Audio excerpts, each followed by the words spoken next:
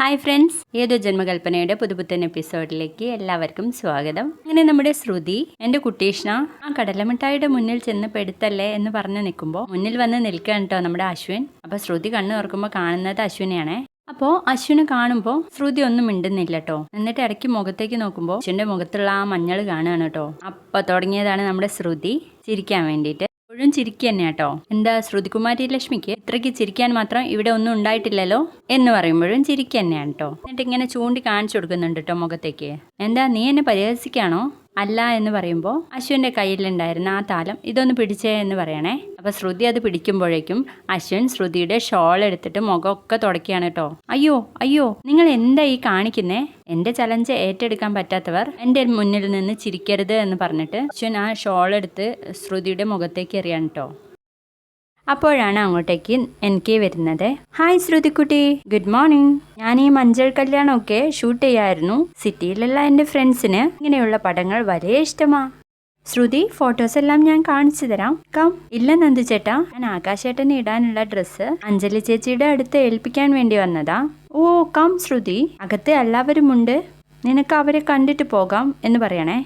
എന്നിട്ട് ശ്രുതി അശ്വിൻ്റെ മുഖത്തേക്ക് ഇങ്ങനെ നോക്കിയിട്ട്, ശരി നന്ദുചേട്ടൻ വിളിച്ചാൽ എങ്ങനാ വരില്ലെന്ന് പറയാ. ഓ ശ്രുതി കം എന്ന് പറഞ്ഞിട്ട് കൈ പിടിച്ചിട്ട് കൂട്ടിയിട്ട് പോവാണേ. ഇതൊക്കെ കാണുമ്പോഴേക്കും നമ്മുടെ അശ്വിൻ്റെ കിളി പോകുന്നുണ്ട് കേട്ടോ. അങ്ങനെ ശ്രുതി ആകാശിന്റെ റൂമിൽ കൊണ്ടുപോയിട്ട് ആ ഡ്രസ്സ് വെക്കുകയാണേ. അപ്പോൾ അങ്ങോട്ടേക്ക് ശ്യാം എത്തുന്നു. ശ്രുതി, നീ എന്താ എന്നെ കണ്ടിട്ട് ഇത്രയ്ക്ക് ദേഷ്യം? ദേ നോക്കൂ, ഞാൻ നിങ്ങളോട് ഒന്നും മിണ്ടുന്നില്ല, നിങ്ങളും എന്നോട് ഒന്നും മിണ്ടണ്ട എന്ന് പറയുമ്പോൾ, ശ്രുതി, ഞാൻ നിന്നോട് എന്ത് തെറ്റാണ് ചെയ്തത്? ദേ എൻ്റെ ചേച്ചിയുടെ കല്യാണവുമായി ബന്ധപ്പെട്ടിട്ടാണ് ഞാൻ ഇപ്പോൾ വന്നത്, അല്ലാതെ നിങ്ങളോട് സംസാരിക്കാനോ നിങ്ങളെ കാണാനോ ഒന്നും വേണ്ടിയിട്ടല്ല എന്ന് പറയുമ്പോൾ, നിനക്ക് എന്താ എന്നോട് ഇത്രമാത്രം ദേഷ്യം? നീ എത്ര ദേഷ്യപ്പെട്ടാലും ശ്രുതി, എനിക്ക് നിന്നോട് ദേഷ്യപ്പെടാൻ പറ്റില്ല, അത്രമാത്രം എനിക്ക് നിന്നെ ഇഷ്ടമാണ് എന്നൊക്കെ പറയുമ്പോൾ ശ്രുതിക്ക് ഒരുമാതിരി ചതുർത്ഥിയാണ് കേട്ടോ കാണിക്കുന്നത്.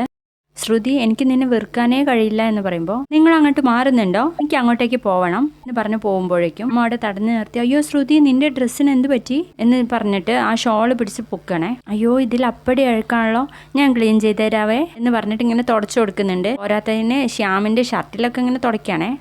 ഒന്ന് അങ്ങോട്ട് മാറി നിൽക്ക്, കൂടുതൽ അഭിനയം കൊണ്ട് എന്റെ മുൻപിൽ വന്നാലുണ്ടല്ലോ ഞാൻ എല്ലാവരോടും എല്ലാതും പറയുമെന്ന് പറയാണേ. എന്നിട്ട് ശ്രുതി അവിടുന്ന് വേഗം പോവാണ് കേട്ടോ. ശ്യാമിൻ്റെ അടുത്തുനിന്ന് പോകുന്നതിന് ശേഷം മുത്തശ്ശിയെയും അഞ്ജലിയെയും കാണാൻ വേണ്ടിയിട്ട് ശ്രുതി അങ്ങ് പോവാട്ടോ. അപ്പോൾ മുത്തശ്ശി പറയുന്നുണ്ട്, ശ്രുതി എനിക്ക്. അപ്പോഴേക്കും നമ്മുടെ ശ്യാം ഒരു ബൗള് നിറച്ചും ജിലേബിയായിട്ട് വരികയാണേ. ഇതെന്താ ജിലേബിയോ?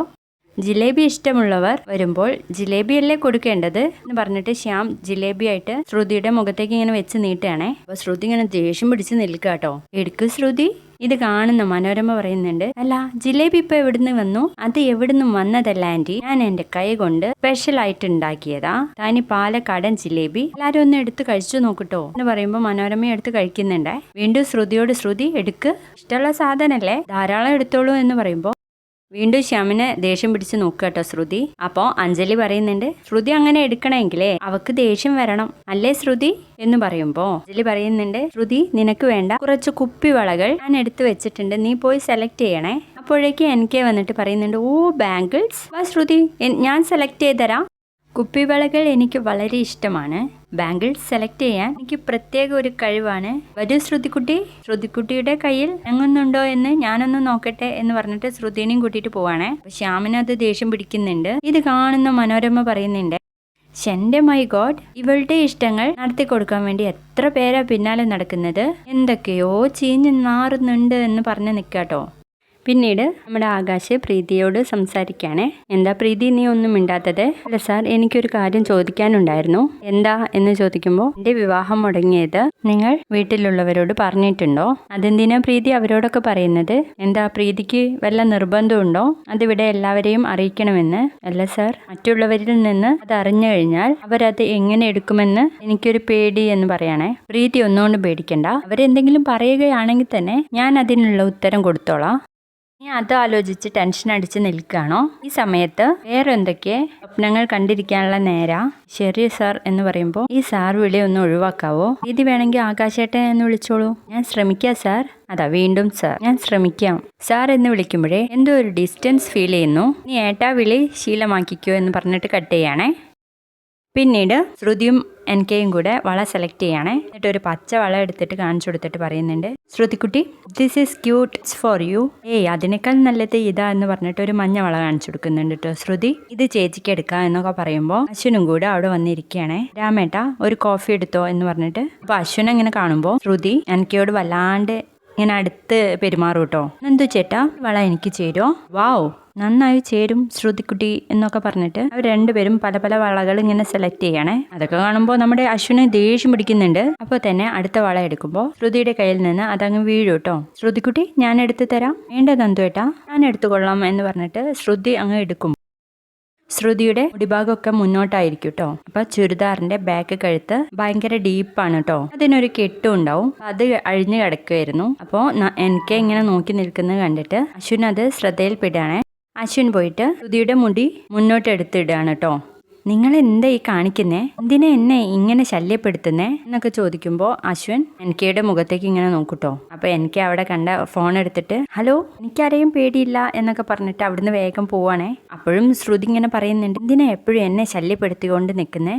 അശ്വിനോട് അതൊക്കെ പറഞ്ഞിട്ട് ശ്രുതി അവിടുന്ന് പോവാണേ. എന്നിട്ട് മുത്തശ്ശിയോട് അഞ്ജലിയോടൊക്കെ യാത്ര പറഞ്ഞ് പോകാൻ നിൽക്കുമ്പോൾ മുത്തശ്ശി പറയുന്നുണ്ട്, ശ്രുതി മോളെ ഒന്ന് അവിടെ നിൽക്ക്, എന്റെ ചുരിദാറിന്റെ ബാക്കിലെ കെട്ടഴിഞ്ഞിട്ടുണ്ട് എന്ന് പറയുമ്പോഴാണ് നമ്മുടെ ശ്രുതിക്ക് അത് ഓർമ്മയിൽ വരുന്നത്. അശ്വിൻ തന്നെ രക്ഷിക്കാൻ വേണ്ടിയിട്ടാണ് അത് പറഞ്ഞത് എന്നുള്ള കാര്യം. അപ്പൊ അശ്വിനെ നോക്കുമ്പോൾ അശ്വിനൊരു പാവം പിടിച്ച ആളെപ്പോലെ ഇങ്ങനെ മിണ്ടാതെ നിൽക്കുകയാണ്. തുടർന്ന് നമ്മുടെ അഞ്ജലി, ശ്രുതി ഞാൻ ഡെക്കറേഷൻ ചെയ്യാൻ വെച്ചത് എങ്ങനെയുണ്ടെന്ന് പറഞ്ഞില്ലല്ലോ, എത്ര ഡെക്കറേറ്റ് ചെയ്താലും എനിക്കതൊന്നും മതിയാവില്ല എന്ന് പറയുമ്പോൾ മനോരമ പറയുന്നുണ്ട്, തേങ്ങ എത്ര അരച്ചാലും താളല്ലേ കറി, നിനക്കതൊന്നും മനസ്സിലാവില്ല മനോരമേ, എത്രയായാലും എൻ്റെ കുടുംബം കൊണ്ട് ചേരാൻ പറ്റാത്ത ഒരു ബന്ധമല്ലേ എനിക്ക് കിട്ടിയത് എന്ന് ചോദിക്കാട്ടോ. അപ്പോഴേക്കും നമ്മുടെ ശ്രുതിയുടെ മുഖമൊക്കെ അങ്ങനെ വാടുകയാണേ.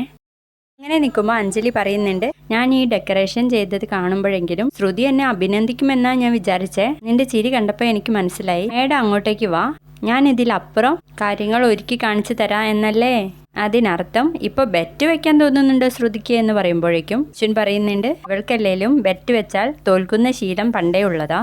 അതേ കുഞ്ഞ ഇവളെ ഇങ്ങനെ ഇറിറ്റേറ്റ് ചെയ്യല്ലേ എന്ന് പറയുമ്പോൾ ഞാൻ വെറുതെ പറഞ്ഞ ചേച്ചി. അപ്പോഴാണ് നമ്മുടെ ആ ശ്രുതിക്ക് ഓർമ്മ വന്നത്, എൻ്റെ ചലഞ്ച് ആക്സെപ്റ്റ് ചെയ്യാൻ പറ്റാത്തവർ എൻ്റെ മുന്നിൽ നിന്ന് ചിരിക്കരുത് എന്ന് പറഞ്ഞത്. അപ്പോൾ തന്നെ നമ്മുടെ ശ്രുതി, അഞ്ജലി മാഡം ഡെക്കറേഷൻ കണ്ട് ഞാൻ വണ്ടർ അടിച്ച് നിൽക്കുക, പിന്നെ എൻ്റെ ചേച്ചിയുടെ നാത്തൂനാവാൻ പോവല്ലേ, ചേച്ചിയെ എനിക്ക് ഭയങ്കര ഇഷ്ടമാണ് എന്ന് പറഞ്ഞിട്ട് ഉമ്മ കൊടുക്കേ. മുത്തശ്ശി ഇനി എനിക്ക് ചേച്ചിയെ ഇങ്ങോട്ട് കെട്ടിച്ച് വിടുമ്പോൾ അധികാരത്തോടെ എനിക്ക് മുത്തശ്ശി എന്ന് വിളിക്കാലോ എന്ന് പറഞ്ഞിട്ട് ഉമ്മ കൊടുക്കണേ. അതിനുശേഷം നമ്മുടെ മനോരമ ആൻറ്റിക്ക് ആൻറ്റിയുടെ ഇംഗ്ലീഷും ആൻറ്റിയെയും എനിക്ക് ഭയങ്കര ഇഷ്ടമാണെന്ന് പറഞ്ഞിട്ട് മനോരമയ്ക്ക് ഉമ്മ കൊടുക്കണേ. എന്നിട്ട് പോയിട്ട് നേരെ അശ്വിന് ഉമ്മ കൊടുക്കുകയാണ് കേട്ടോ.